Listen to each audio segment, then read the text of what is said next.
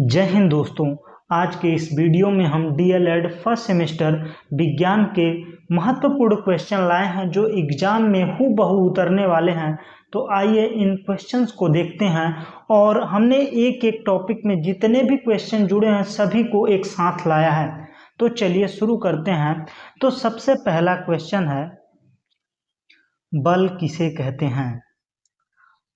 तो बल वह बाह्य कारक है जो किसी वस्तु को विरामावस्था से गतिमान अवस्था में ला सकता है या गतिमान अवस्था से विरामावस्था में ला सकता है या लाने का प्रयास करता है, उसे बल कहते हैं।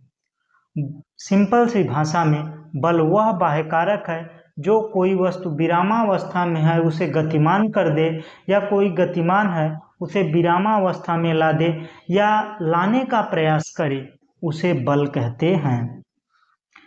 बल के मूलतः दो प्रकार होते हैं। पहला है संपर्क बल, दूसरा है असंपर्क बल, कॉन्टैक्ट फोर्स। संपर्क बल पहले ही बताता है जो बल जुड़कर काम करे। जब दो वस्तुएं एक दूसरे के सीधे संपर्क में आती हैं तो उनके बीच लगने वाला बल संपर्क बल कहलाता है। उदाहरण, पुस्तक पर हाथ रखने पर पुस्तक पर लगने वाला बल कैसा है? संपर्क बल है। दीवार पर टकराने वाली गेंद पर लगने वाला बल कौन सा है? घर्षण बल है।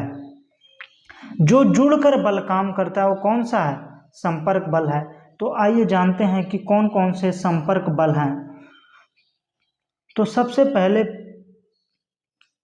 पहले पेशीय बल के बारे में बात करते हैं, क्योंकि यह डायरेक्टली पूछ लिया जाता है कि पेशीय बल क्या है। तो आप सिंपल सी भाषा में यह भी बोल सकते हैं कि मांसपेशियों द्वारा लगाया गया बल पेशीय बल कहलाता है। अगर आप थोड़ा सा बड़ा लिखना चाहते हैं तो उसे लिख सकते हैं, मनुष्यों, पशुओं या अन्य जंतु अपने शरीर की मांसपेशियों द्वारा बल लगाते हैं। जो बल लगाते हैं उसे कौन सा बल कहते हैं? पेशीय बल कहते हैं। मांसपेशियों के संकुचित होने पर बल लगता है। तो जैसे हाथ से स्प्रिंग खींचना, अगर हाथ से आप स्प्रिंग को खींच रहे हैं तो उस पर कौन सा बल लग रहा है? मांसपेशियां सिकुड़ रही हैं, तब आप वो स्प्रिंग को खींच पा रहे हैं। आप किसी वजन को उठाते हैं तो आप हाथ फैलाकर ढीला करके नहीं उठाते, आप अपने मांसपेशियों को सिकोड़ते हुए उठाते हैं, तो मांसपेशियों का बल लगता है वहाँ। उसको कौन सा बल कहते हैं? पेशीय बल कहते हैं। दूसरा संपर्क बल है घर्षण बल। घर्षण बल क्या है? जब कोई वस्तु दूसरी वस्तु पर खिसकती जाती है या लुढ़काई जाती है तो बल खिसकने या लुढ़कने का विरोध करता है, उसे घर्षण बल कहते हैं। कोई गेंद किसी तल पर लुढ़कती है तो लुढ़कते लुढ़कते कुछ देर बाद रुक जाती है।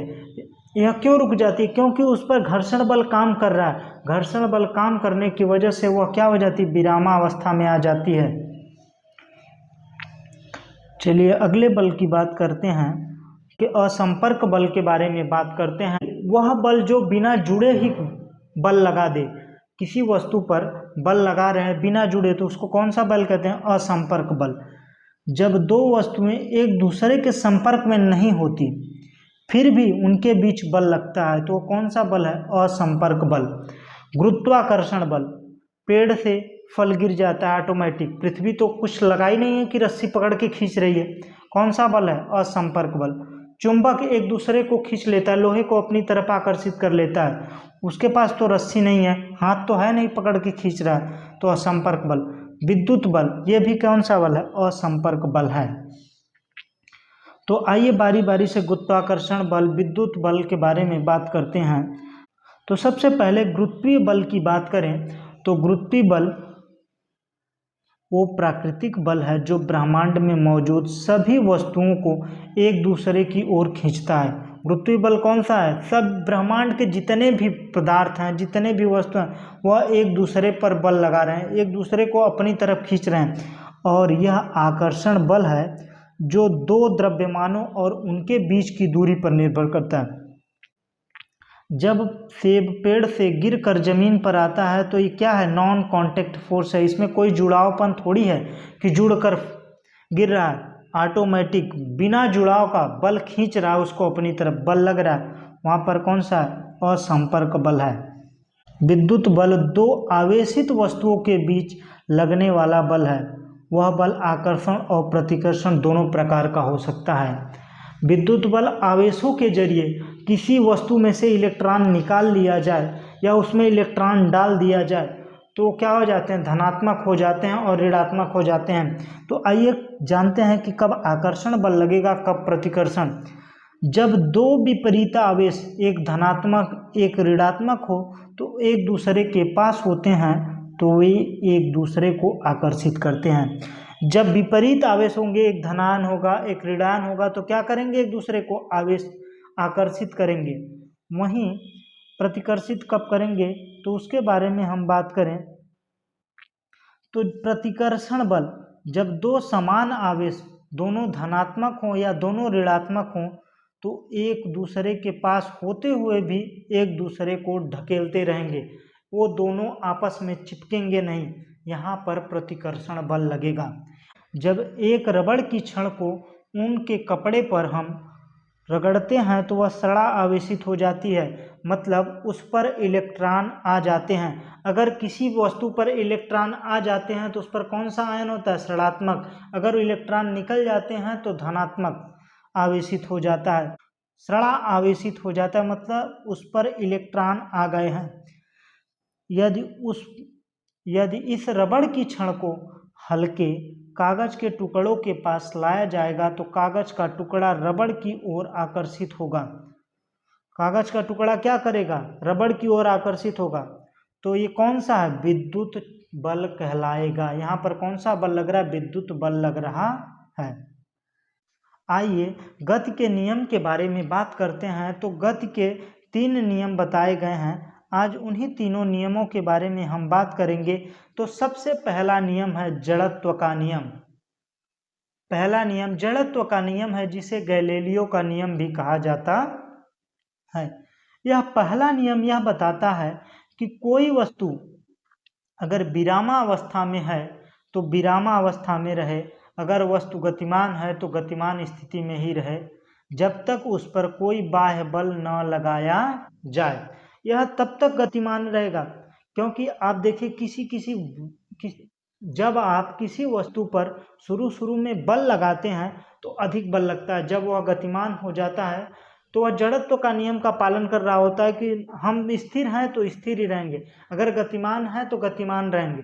तो शुरू में बल ज़्यादा लगता है, जब वह गतिमान हो जाता है तो कम बल में आप आसानी से किसी भी पत्थर को ढकेल सकते हैं। अगर वह गतिमान नहीं है, लुढ़क नहीं रहा, तो आपको अधिक बल लगाना पड़ता है। तो आइए दूसरे नियम की तरफ बढ़ते हैं। तो दूसरा नियम यह बताता है बल और त्वरण का नियम, जिसे संवेग संरक्षण का भी नियम कहते हैं। किसी वस्तु पर लगाया गया बल उस वस्तु के द्रव्यमान और उसके उत्पन्न त्वरण के गुणनफल के बराबर होता है। जो लगने वाला किसी वस्तु पर हम बल कितना लगाते हैं, उसके द्रव्यमान उसके त्वरण के ऊपर निर्भर करता है। वस्तु जितना भारी होगा उतना ज़्यादा बल लगाना पड़ेगा।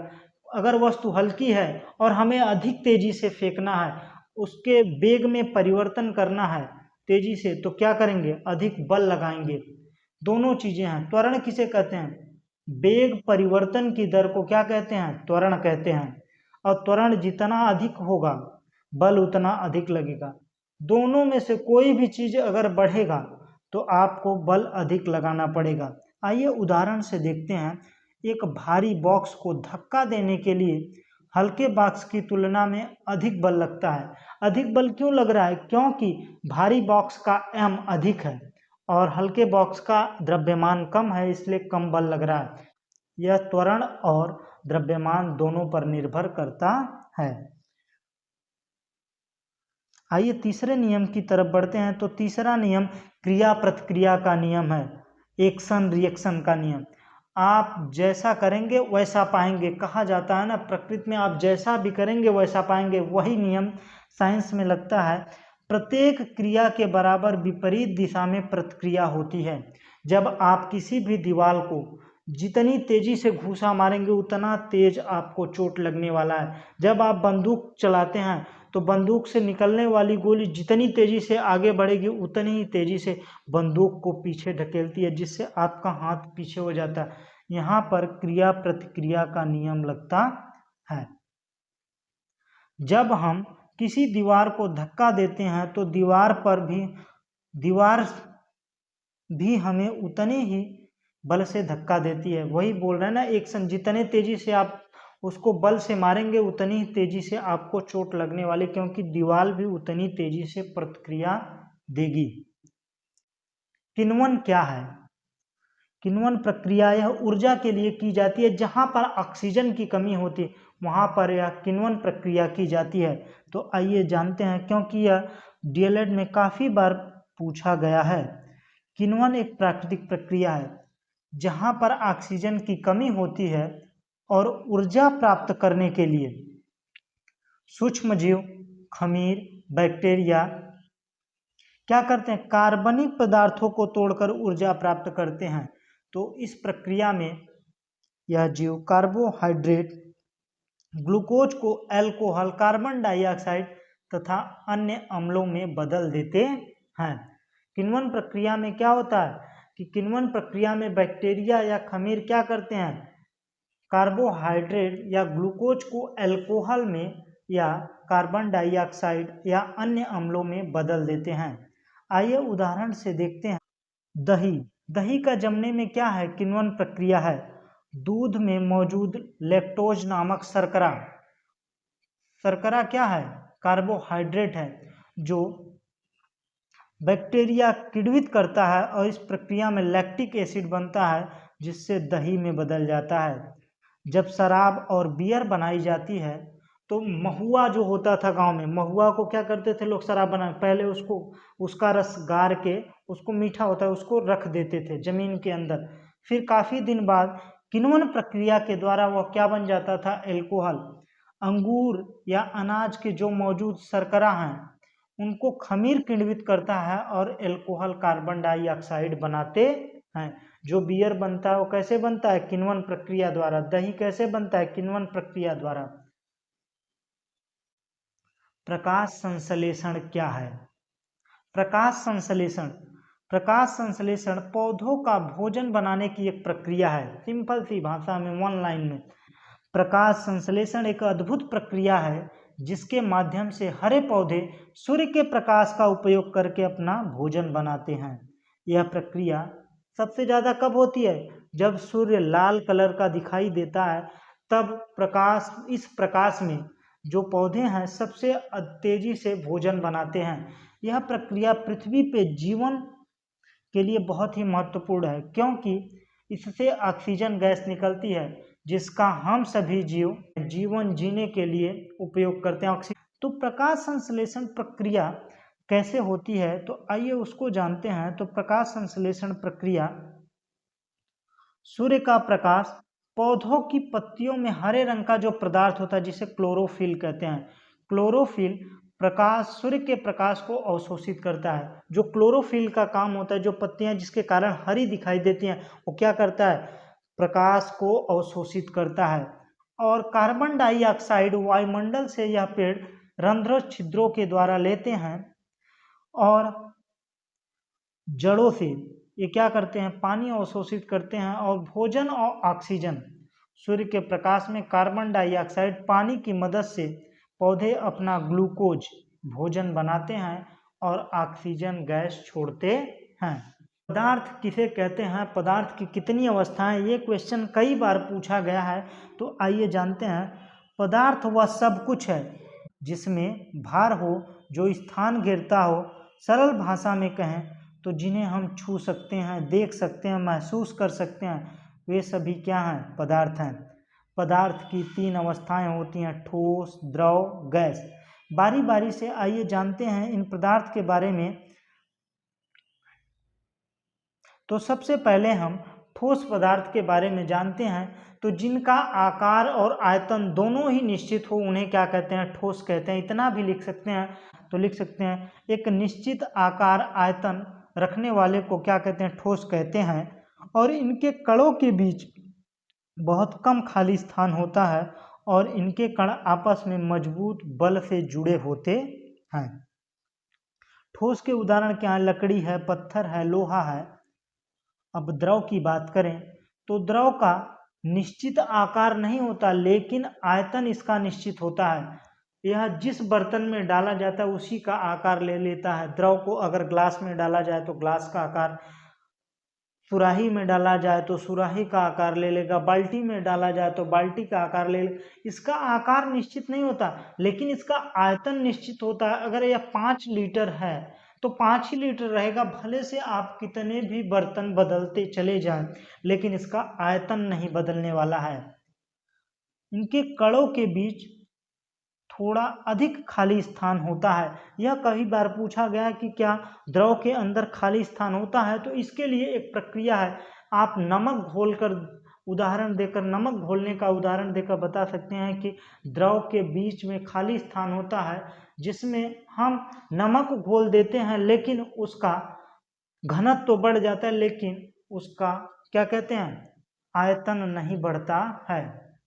जितना रहता है पानी 1 लीटर है तो 1 ही लीटर रहेगा, उसके बीच में वो क्या होते हैं, स्पेस में घुल जाते हैं। द्रव पदार्थ अपने पात्र का आकार ले लेते हैं, जिन्हें जैसे पानी, तेल, दूध आदि, ये सब क्या हैं, द्रव के उदाहरण हैं। गैस की बात करें तो गैस का न निश्चित आकार होता है न ही आयतन होता है, दोनों अनिश्चित होता है। न इसका आकार आयतन, न आकार निश्चित है न आयतन निश्चित है। आप इसको जिस बर्तन में डालेंगे उसको पूरा भर लेगा और उसका आकार भी ले लेगा। आप गैस सिलेंडर चाहे जितना बड़ा ले लें, गैस उतना फैल कर उतना जगह कवर कर लेगा। इनके कणों को आपस में बहुत कम बल होता है, इनके कणों के बीच में खाली स्थान बहुत अधिक होता है और कणों में आपस में बहुत कम बल होता है। ये जो बहुत ही कम बल से जुड़े होते हैं, आप हवा में आसानी से हाथ घुमा सकते हैं। द्रव में थोड़ा बल लगेगा, लेकिन ठोस में आप बिल्कुल नहीं। गैस का उदाहरण ऑक्सीजन, हाइड्रोजन, कार्बन डाइऑक्साइड है।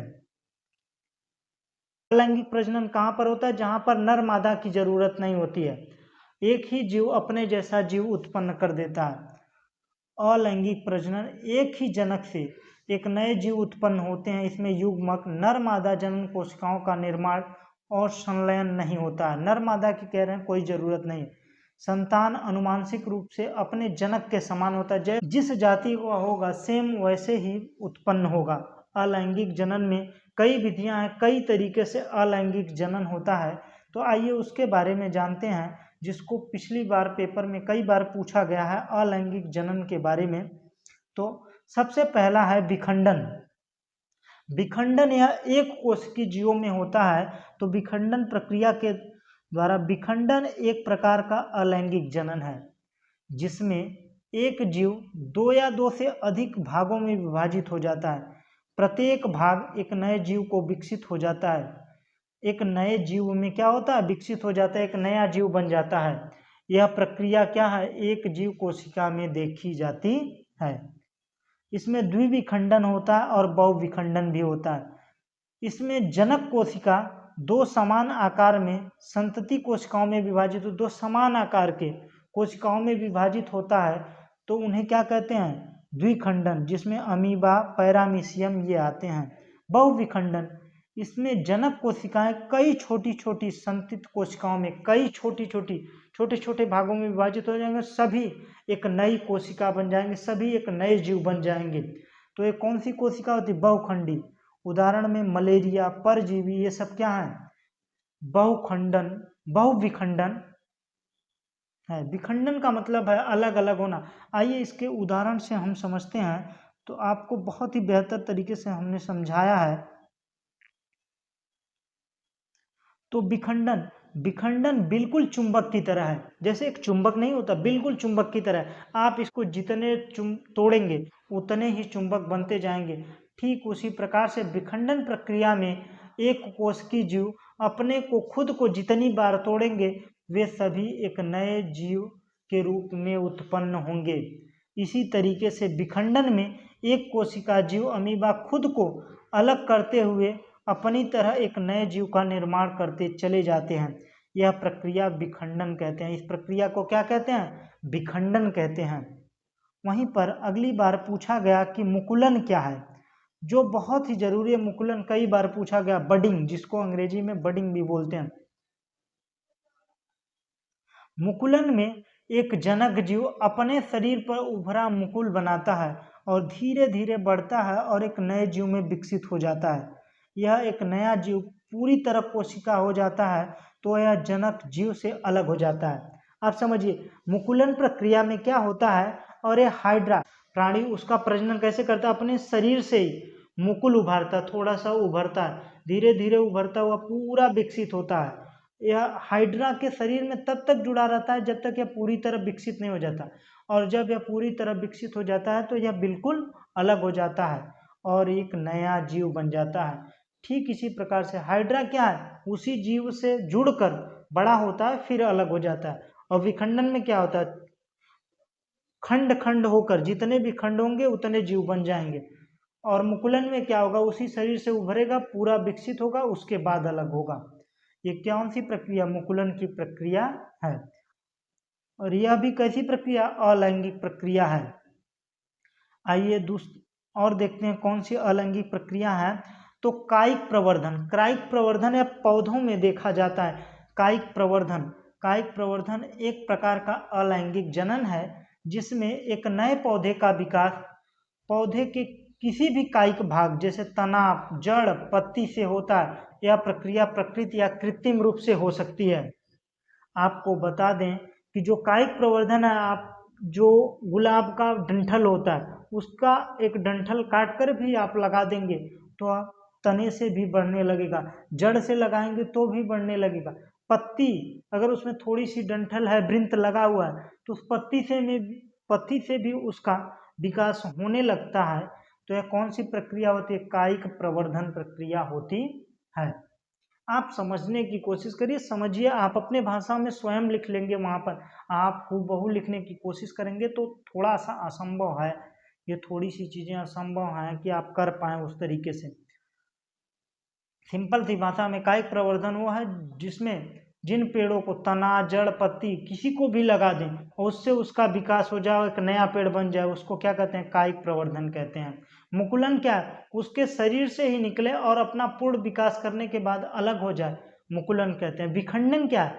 विखंडन अपने खुद को अलग कर दे और वह अलग होने वाला फिर एक जीव बन जाए, फिर वह खुद को अलग करके फिर अलग जीव बना ले। इसको क्या कहते हैं? विखंडन। मतलब खुद को बांट रहा है।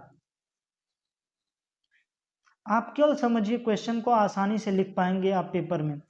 अगले क्वेश्चन की बात करते हैं। तो अगला क्वेश्चन क्या है? लैंगिक जनन। लैंगिक प्रजनन क्या है? लैंगिक प्रजनन, लैंगिक प्रजनन में दो नर, इसमें नर और मादा की जरूरत होती है। नर और मादा के शुक्राणु और अंडाणु नामक युग्मक पैदा करते हैं और निषेचन के दौरान शुक्राणु और अंडाणु का संलयन होता है और यह युग्मज बनाता है और यह युग्मज कोश विकसित होकर एक नया जीव बन जाता है। तो मात्रक किसे कहते हैं?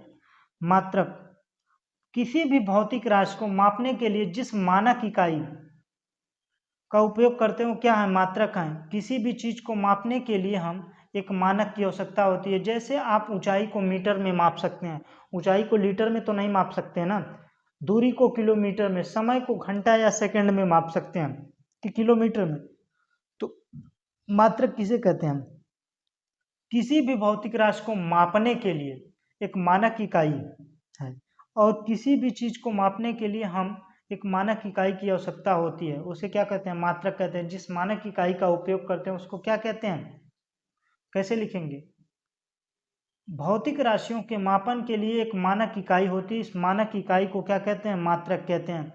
मात्रक में भी एक मूल मात्रक होते हैं, एक व्युत्पन्न मात्रक होते हैं। तो मूल मात्रक कौन कौन से हैं? तो मूल मात्रक वे मात्रक होते हैं जिन पर किसी भी भौतिक राशि मात्रक आधारित नहीं होते। मूल मात्रक वे मात्रक होते हैं जो बिना किसी मात्रक की सहायता के मापन कर सकते हैं, उनको क्या कहते हैं? मूल मात्रक। जैसे दूरी का मात्रक क्या होता है? किलोमीटर होता है। क्या है? बिल्कुल स्वतंत्र है, किसी पर निर्भर नहीं है। लेकिन वेग की बात करें तो वेग दूसरे पर निर्भर करता है। जो स्वतंत्र हो, जिसे मापने के लिए किसी अन्य मात्रक की जरूरत न पड़ती हो, क्या है? मूल मात्रक होते हैं। व्युत्पन्न मात्रक क्या है? तो व्युत्पन्न मात्रक के बारे में बात करें तो पहले मूल मात्रक के बारे में थोड़ा सा और जानते हैं। अगर दीर्घ उत्तर लघु उत्तरी में पूछता है तो ये ऐसे मात्रक हैं जिन्हें किसी अन्य मात्रक बनाए जाते हैं। जिससे कोई अन्य मात्रक बनाया जाता है वो क्या है? मूल मात्रक होते हैं। यह भी परिभाषा लिख सकते हैं। वे मात्रक किसी और मात्रक को व्युत्पन्न नहीं होते। ये मात्रक मापन की मूल इकाई होते हैं। ये जो मात्रक हैं मापन की मूल इकाई होते हैं। जैसे लंबाई का मात्रक क्या है? मीटर है। द्रव्यमान का मात्रक क्या है? किलोग्राम है। आइए फिर जानते हैं कि व्युत्पन्न मात्रक क्या है। तो व्युत्पन्न मात्रक वे मात्रक हैं जो मूल मात्रकों के संयोग से बनते हैं, संयोजन से बनते हैं। जो मूल मात्रकों के द्वारा व्युत्पन्न होते हैं, पैदा होते हैं, वो क्या होते हैं? व्युत्पन्न मात्रक होते हैं। जो मूल मात्रकों के द्वारा मात्रक बनाए जाते हैं वो कौन से मात्रक होते हैं? व्युत्पन्न मात्रक होते हैं। ये मात्रक किसी भौतिक राशि को व्यक्त करने के लिए दो या दो से अधिक मूल मात्रकों का उपयोग करके प्राप्त किए जाते हैं। इसकी परिभाषा यहाँ से भी लिख सकते हैं। ऐसे मात्रक जो मूल मात्रकों के संयोग से बनते हैं उन्हें कौन सा मात्रक कहते हैं? व्युत्पन्न मात्रक कहते हैं। इसका उदाहरण हम समझते हैं व्युत्पन्न मात्रक के बारे में। तो व्युत्पन्न मात्रक कौन कौन से हैं? तो व्युत्पन्न मात्रक मूल मात्रकों पर आधारित होते हैं। ये मात्रक किसी भौतिक राशि को मापने के लिए उपयोग किए जाते हैं। ये मात्रक मूल मात्रकों के गुणा भाग से प्राप्त होते हैं। मूल मात्रक कैसे प्राप्त होते हैं? व्युत्पन्न मात्रक कैसे प्राप्त होते हैं? मूल मात्रकों के गुणा और भाग से प्राप्त होते हैं। जैसे वेग, दूरी बटा समय। दूरी में किसका मात्रक? मीटर। समय में सेकंड। ये दोनों क्या हैं? मूल मात्रक हैं। और इन मूल मात्रकों के भाग से कौन सा किसका मात्रक उत्पन्न हुआ? वेग का। घनत्व का ठीक उसी प्रकार से द्रव्यमान और आयतन का मात्रक मिलाकर क्या हुआ? घनत्व का मात्रक उत्पन्न हुआ। घनत्व का मात्रक क्या है? व्युत्पन्न मात्रक है।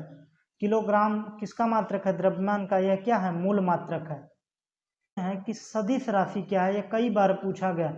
जिन भौतिक राशियों को व्यक्त करने के लिए परिमाण के साथ साथ दिशा की भी आवश्यकता होती है वह सदिश राशि होते हैं। जैसे वेग, 5 किलोमीटर प्रति घंटा की वेग से वह पूरब की तरफ जा रहा था। दिशा बताया तो क्या हो गया? सदिश हो गया।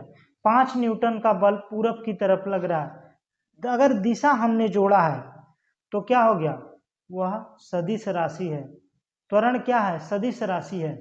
जिसमें केवल परिमाण होता है वो कौन सी राशियां होती हैं? वह अदिश राशियां होती हैं। जिन भौतिक राशियों को व्यक्त करने के लिए केवल परिमाण की आवश्यकता होती है उन्हें अदिश राशियां कहते हैं। इनमें दिशा का कोई महत्व नहीं होता है। उदाहरण, द्रव्यमान, समय जैसे 5 किलो, समय 1 घंटा, तापमान 0 डिग्री सेल्सियस, दूरी 5 किलोमीटर, चाल 15 किलोमीटर प्रति घंटा। इनमें किसी भी दिशा को बताने की जरूरत नहीं होती है। इनमें केवल परिमाण बताया जाता है। यह रहे कुछ महत्वपूर्ण क्वेश्चन जो आपको एग्जाम के लिए बहुत ही महत्वपूर्ण होंगे। अगर आपको यह वीडियो अच्छा लगा होगा तो वीडियो लाइक कीजिएगा, कमेंट करके ज़रूर बताइएगा कि वीडियो कैसा लगा। Thanks for watching. जय हिंद।